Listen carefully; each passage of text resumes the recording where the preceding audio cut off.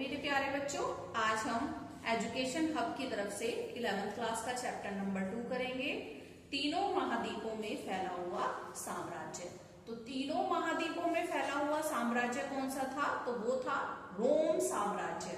रोम साम्राज्य जो था वो यूरोप, ठीक है, पश्चिमी एशिया और उत्तरी अफ्रीका पूरे के पूरे तीनों तीनों महाद्वीपों में फैला हुआ साम्राज्य था। अब ये जो साम्राज्य है ये अर्धचंद्राकार का क्षेत्र, अर्धचंद्राकार की तरह क्षेत्र बनाता है। अर्धचंद्राकार का मतलब है आधा चांद, ठीक है। अब हमें कैसे पता चलेगा कि भाई रोम साम्राज्य तीनों उस महाद्वीपों में फैला हुआ था? तो रोम की जानकारी के स्रोत हमें 3 भागों में मिलते हैं। पहला है पाठ्य सामग्री, समकालीन व्यक्तियों द्वारा लिखा गया उस काल का इतिहास है जिसे हम वर्ष वृत्तांत भी कहते हैं। वर्ष वृत्तांत प्रतिवर्ष लिखे जाते थे और दूसरा ये है एक पेपायरस। पेपायरस क्या था? पेपायरस एक पेड़ सरकंडे के जैसा एक पौधा होता था जो नील नदी के किनारे पर पाया जाता था, ठीक है।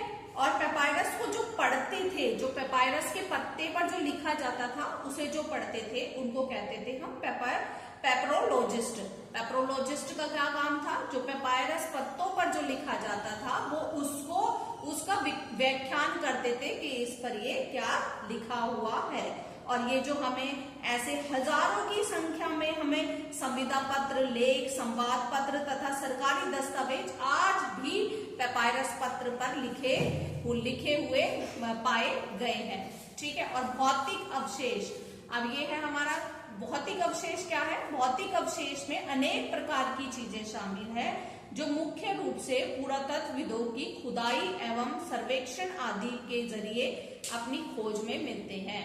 तो क्या क्या मिला है हमें ऐसी खोज? मतलब हमने जब खुदाई करी है, हमारे पुरातत्वविदों ने जब खुदाई करी है तो उन्हें क्या मिले हैं? स्मारक मिले हैं, मिट्टी के बर्तन मिले हैं, सिक्के मिले हैं, पच्चीकारी का सामान मिला है, ठीक है। अब रोम साम्राज्य जो है 2 महाशक्तियां थी। एक था रोम साम्राज्य और दूसरा था ईरान का शशानी साम्राज्य। रोम साम्राज्य सांस्कृतिक दृष्टि से ईरान की तुलना में कहीं अधिक विविधतापूर्वक था। और ईरान जो था वो जो था इतना जो है रोम की तरह उतना वो डेवलप नहीं था जितना कि रोम साम्राज्य डेवलप था, ठीक है। रोम का प्रथम सम्राट कौन थे? तो रोम साम्राज्य के प्रथम सम्राट है ऑगस्टस। ऑगस्टस ने 27 ईस्वी में जो राज्य स्थापित किया उसे प्रिंसिपेट कहा जाता था। हम नेक्स्ट करेंगे। वह सिर्फ एक प्रमुख नागरिक था और निरंकुश शासक नहीं था। मतलब कि यहाँ पर ऑगस्टस जो है, ऑगस्टस के शासनकाल को हम बहुत याद करते हैं। मतलब इसलिए याद करते हैं कि ऑगस्टस का शासनकाल शांति के लिए याद किया जाता है कि उन्होंने बहुत ही शांतिपूर्ण तरीके से अपना शासन चलाया, ठीक है। तो 27 ईस्वी में जूलियस सीजर के दत्तक पुत्र, अब दत्तक का मतलब क्या होता है बेटा? दत्तक का मतलब होता है गोद लिया हुआ पुत्र, ठीक है। उन्होंने अपने जो जूलियस सीजर के दत्तक पुत्र और उत्तराधिकारी ऑगस्टस नाम से रोम का सम्राट बन बैठा, ठीक है। टिबेरियस 14 से 37 ईस्वी में जो रोम सम्राटों की लंबी कतारों में से दूसरे नंबर पर था।